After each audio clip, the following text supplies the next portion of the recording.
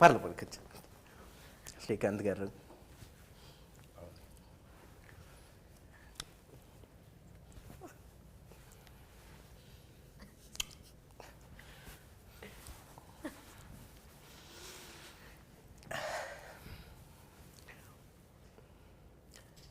కోట బొమ్మాలి టీజర్ చూసారు శ్రీకాంత్ గారు, చాలా అద్భుతంగా ఉంది. ఇక్కడ మీరిద్దరూ ఆ సినిమాలో నటించారు కదా, మీ యొక్క రోల్స్ గురించి నాకు మా ఆంధ్ర ప్రజలకు కూడా మీరు తెలియజేయాలని కోరుకుంటా ఉన్నా. డెఫినెట్గా అండి. ఓన్లీ ఆంధ్ర ప్రజలతో పాటు తెలంగాణ ప్రజలకు కూడా మీ ద్వారా తెలుస్తుంది అనుకుంటే మాకు అంతకంటే సంతోషం లేదు. ప్రతి జనం, తెలుగు వాళ్ళకి మీ ద్వారా తెలుస్తుంది అనుకుంటే మాకు అంతకంటే సంతోషం లేదు. సో దీంట్లో ఏంటంటే నాది ఒక పోలీస్ క్యారెక్టర్ అనమాట, రామకృష్ణ పేరు. This basically police department and political కూడా టచ్ ఉంటుంది. ఈ మూమెంట్లో రిలీజ్ అవ్వడం కూడా మాకు చాలా హ్యాపీగా ఉందండి. ఎందుకంటే release 24th November 24th release. ఆంధ్రాలో ఎలక్షన్స్ తర్వాత ఎప్పుడో ఉంటాయి, బట్ ఇప్పుడు తెలంగాణలో ఎలక్షన్స్ ఉన్నాయి కాబట్టి ఈ టైం చూసి బాగా కొట్టారు. అంటే ప్రీ ప్లాన్డ్గా ఏమన్నా చేశారండి? ఐ థింక్ అది ప్రొడ్యూసర్స్ ప్రీ ప్లాన్డ్గా చేసినట్టే అనిపిస్తుంది మాకు కూడా. మీ హస్తం ఏమీ లేదంటారు? మా హస్తం ఏముంటుంది, ఆర్టిస్టుల హస్తం ఏమి ఉండదు అక్కడ. ఓకే, చెప్పండి. యా, దిస్ బేసికల్లీ ఒక మంచి కాన్సెప్ట్తో వస్తున్న మూవీ. పోలీస్ అంటే ఒక పోలీసు తప్పు చేసినా తప్పు చేయకపోయినా ఒక దాంట్లో ఎలా ఇరుక్కున్నారు, వేరే పోలీసుల్ని పొలిటీషియన్స్ ఇన్ఫ్లుయెన్స్ చేసి వీళ్ళ ద్వారా ఏం సాధించాలనుకున్నారు అనేది కాన్సెప్ట్. అంటే ఇండైరెక్ట్గా పొలిటీషియన్స్కి సెటైరికల్గా డైరెక్టర్ గారు మీరు పెట్టారా ఏమన్నా పాయింట్? అంటే సెటైర్ అని కాదండి, బట్ రియాలిటీ అంటే నిజంగా ఏం జరుగుతుంది సమాజంలో అన్నది చూపించడానికి ట్రై చేసాం. So it's an hard reality. అన్ని పేపర్లో వచ్చింది చూసి. మీరు ఏ పేపర్ చదువుతారండి? నేను అన్ని పేపర్లు చదువుతాను. ఎందుకంటే సినిమా పేపర్ అనగానే సాక్షిలో వస్తుంది, ఆంధ్రజ్యోతిలో వస్తుంది. సినిమా ప్రజలు సినిమా పత్రిక ఎక్కువ ఫాలో అవుతాం మేము. ఎందుకంటే పొలిటికల్ గురించి నాలెడ్జ్ పెద్ద మాకు లేదు కాబట్టి మాకు అందరూ ఒకటే. అమ్మా, నా చిన్నారి తల్లి, నా బుజ్జి తల్లి, నీ రోల్ నీకు ఎలా అనిపించింది? ఈ సినిమా వచ్చి యాక్చువల్లీ ఒక కొత్త రోల్ ట్రై చేస్తున్నాను. ఒక పోలీస్ ఆఫీసర్గా ఇప్పటివరకు ఎవరు చూడలేనని. ఐ థింక్ కథ ప్రకారం చూస్తే ఒక పోలీస్ వచ్చి ఒక క్రిమినల్ అయితే ఇంకొక పోలీస్ ఎట్లా వాళ్ళని చేస్తారు, అది ఒక క్యాట్ అండ్ మౌస్ గేమ్ లాగా ఉంటుంది. బికాజ్ ఒక పోలీస్ అయితే ఆల్రెడీ ఒక పోలీస్ ఇంకొక పోలీస్ ఏం చేస్తారో ఆల్రెడీ వాళ్ళకి తెలుసు. బట్ దాన్ని మించి వాళ్ళు ఎట్లా ఎస్కేప్ అవుతారు, మేము ఎట్లా వాళ్ళని పట్టుకోలేదా, అదే కథ. నాకు తెలిసి మీరు ప్రతి క్రిమినల్ని పట్టుకుంటారేమో కానీ ఒక కటారి కృష్ణని మాత్రం వదిలేస్తారు అని నా యొక్క సందేహం. అవును, కటారి కృష్ణ అన్నేసేసారు, బట్ ఏం చేయాలి, ఆయన మాత్రమే ఎస్కేప్ అయిపోయారు. డైరెక్టర్ గారు, అద్భుతంగా ఉందండి టీజర్. Thank you. ఆ లొకేషన్స్ కానివ్వండి, విజువల్స్ కానివ్వండి, చాలా న్యాచురల్గా, చాలా పద్ధతిగా మీరు అంటే ఏమి స్టడీ చేశారు అనేది నాకు తెలియజేయండి. అంటే ఎలాంటి ఛాలెంజెస్ మీరు ఫేస్ చేశారనే సంగతిని మాకు ప్రజలకి మీరు తెలియజేయాలని కోరుకుంటా ఉన్నా.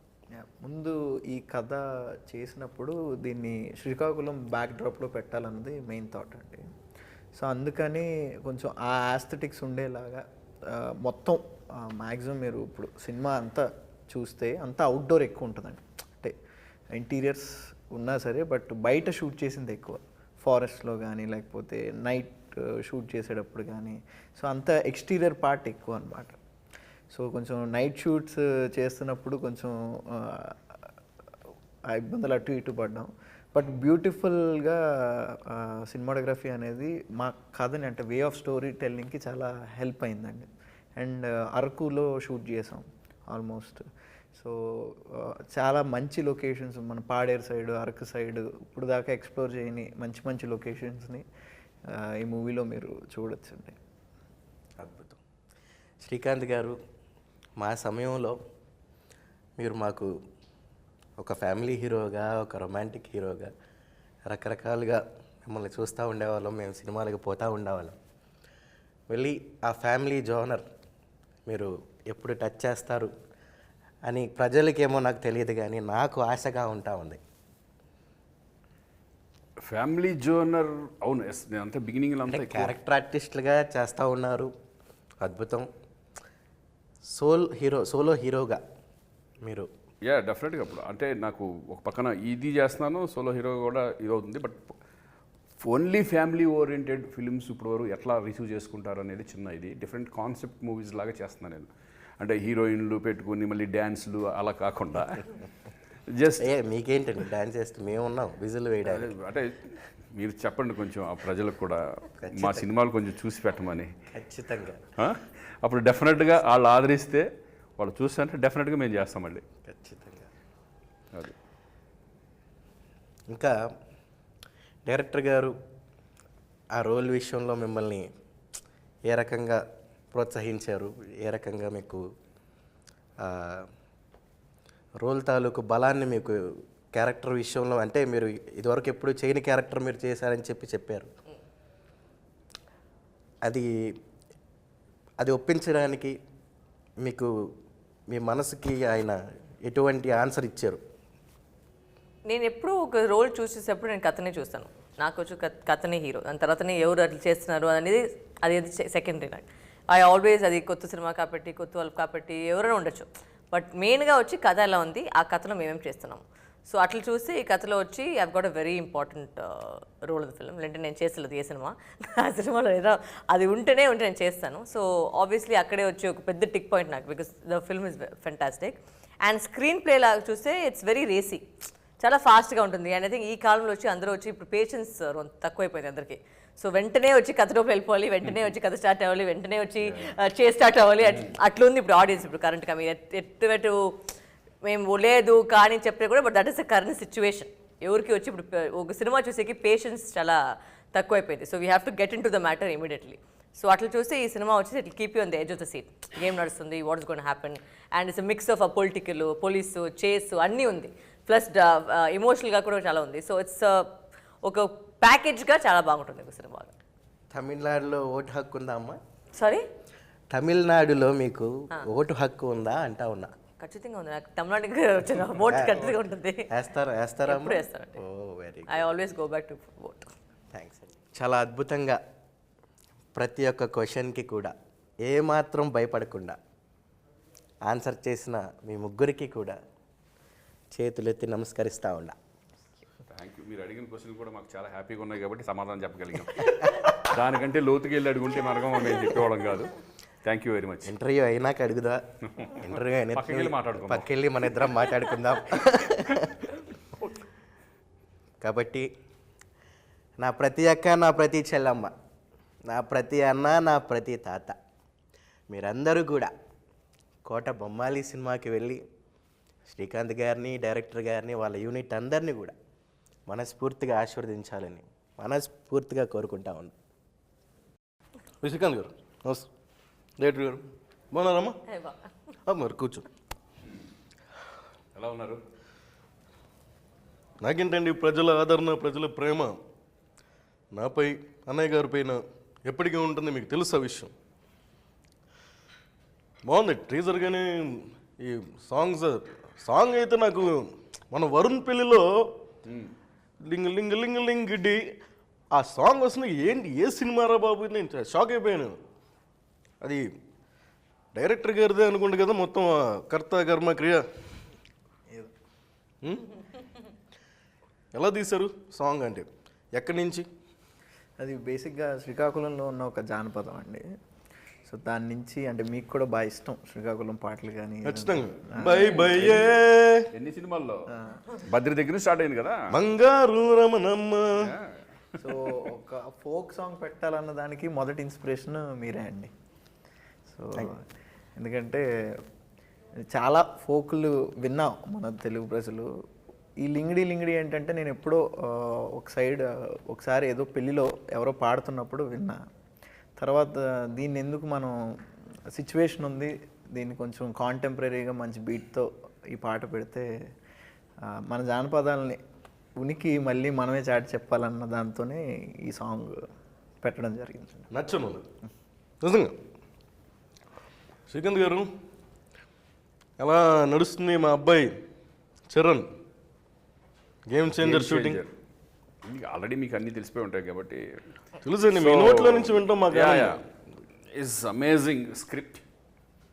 ఇంకా చరణ్తో నేను రెండో సినిమా తెలిసిందే కదా, అంతకుముందు గోవిందనందరావు చేశాను, ఇప్పుడు గేమ్ చేంజర్ చేస్తున్నాను. ఇంకా చరణ్ గురించి ఏం చెప్తాను, పర్ఫార్మెన్స్ డే బై డే అలా వెళ్ళిపోయాడు ఎక్కడికో. గ్లోబల్ స్టార్, గ్లోబల్ స్టార్ అంటారు. మెగా పవర్ స్టార్, మెగాను పవర్ని కలిపి మెగా పవర్ స్టార్ అయ్యాడైనా. సో హ్యాపీ, బాగా జరుగుతుంది. కాలు ఏమైందండి అసలు, కరెక్ట్గా చెప్పండి మాకు. షూటింగ్లో కొంచెం స్ప్రెయిన్ అయింది. అయ్యో, అది కామనే కదా, మా అందరికి ఆర్టిస్టులు అందరికి కామనే కదా. అంతే కదండి. యా, రక్తం చెంది ప్రజలకి మనం సేవ కానీ మన యొక్క పర్ఫార్మెన్స్ కానీ చేస్తే ఇస్తూ ఉంటాం. ప్రేక్షకులు వాళ్ళ గురించే కదా మేము అంత కష్టపడేది, మమ్మల్ని ఆదరించాలంటే వాళ్ళే కాబట్టి వాళ్ళ కోసం కొన్ని భరించినా పర్లేదు. అమ్మా అండి, ఎలా ఉంది ఎక్స్పీరియన్స్? సినిమా తర్వాత చూసారా మొత్తం ఎడిటింగ్స్ అయిన తర్వాత ఫిలిం? డబ్బింగ్ చేసాం కదా, డబ్బింగ్ చేసినప్పుడు సినిమా చూసాను. ఎట్లా అనిపించింది? నాకు బాగా అనిపించింది, క్వాలిటీ చాలా బాగుంది. I think we have to give credit to the DOP. I think Jagadish పేరు జగదీష్ చాలా బాగా చేస్తున్నారు. అండ్ ఐ థింక్ ఒక బికాస్ ప్రతి షార్ట్ మోస్ట్ ఆఫ్ ఇట్ ఒక 90% వచ్చి అన్ని అవుట్డోరే. So to get your lighting right and get that uh quality బయట రావడానికి ఇట్ టేక్స్ టైమ్. ఇండోర్ అంటే ఒక లైటింగ్ మన కంట్రోల్ ఉంటుంది, బట్ అవుట్డోర్ అంటే it takes lot more effort I feel. So అది చాలా బాగా వచ్చింది. And I think as a quality it's fantastic the film. ప్రజలు సినిమాకి ఏం ఎక్స్పెక్ట్ చేసి రావచ్చు అంటారు? ఇప్పుడు ప్రస్తుతం ఎలక్షన్స్ ఉన్నాయి కాబట్టి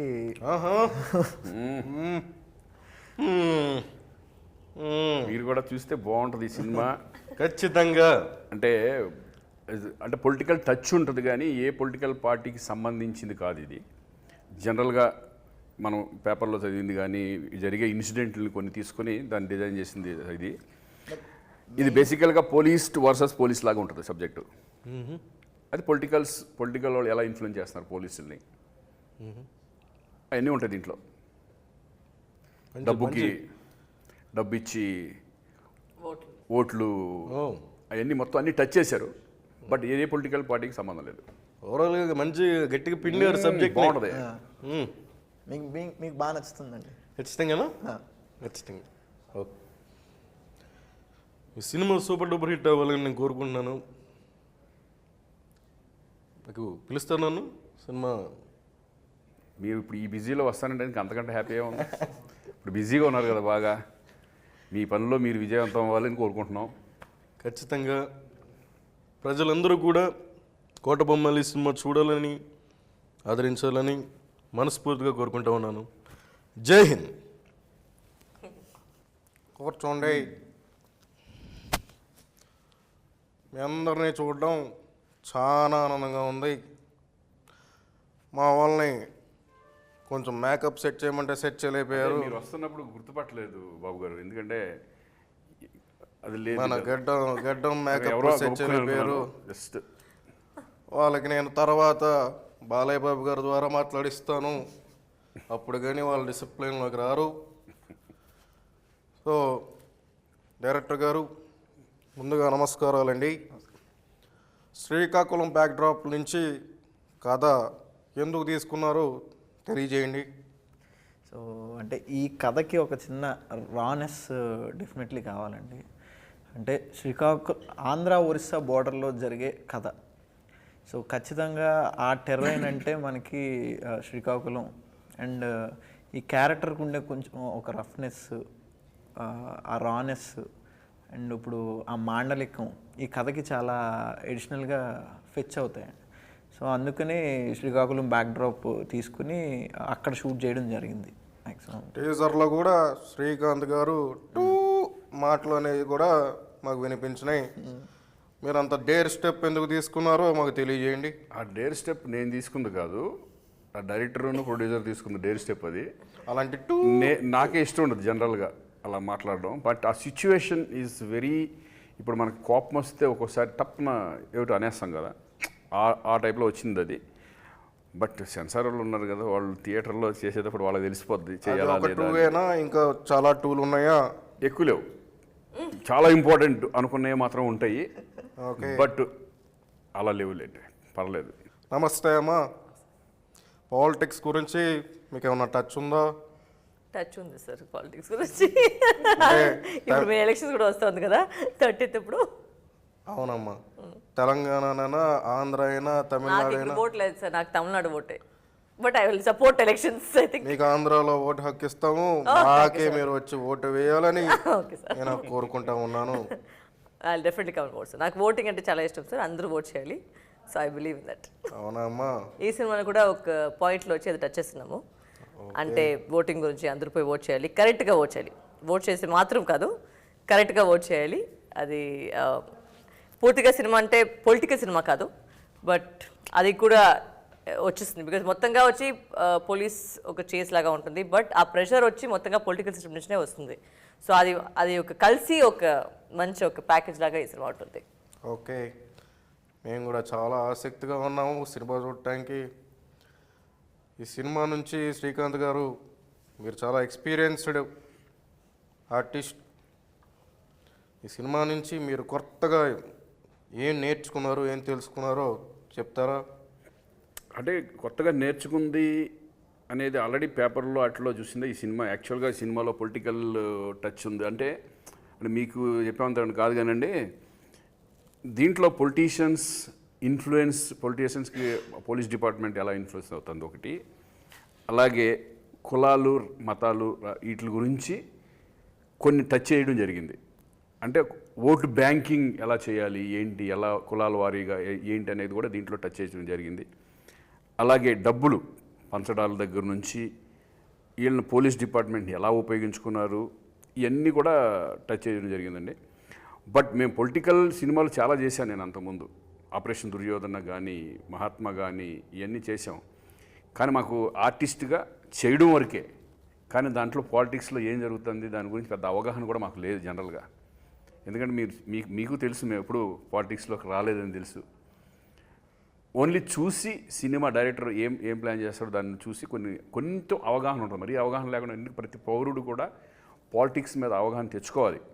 మళ్ళీ అసలు ఏం లేదంటే తెచ్చుకోవాలని అంటారు కాబట్టి ఉంటుంది. కానీ మాకు పాలిటిక్స్ పెద్ద ఇది లేదు కాబట్టి ఈ సినిమాలు అన్నీ టచ్ చేసి బ్యాక్గ్రౌండ్ అది కొంచెం పెట్టుకొని టోటల్గా పోలీస్ వర్సెస్ పోలీస్ ఇంటెలిజెన్స్ ఉపయోగించుకుంటూ తను నన్ను ఎలా పట్టుకోవడానికి మమ్మల్ని ట్రై చేస్తుంది, నేను ఎక్కడ తప్పించుకోవడానికి ట్రై చేస్తుంది.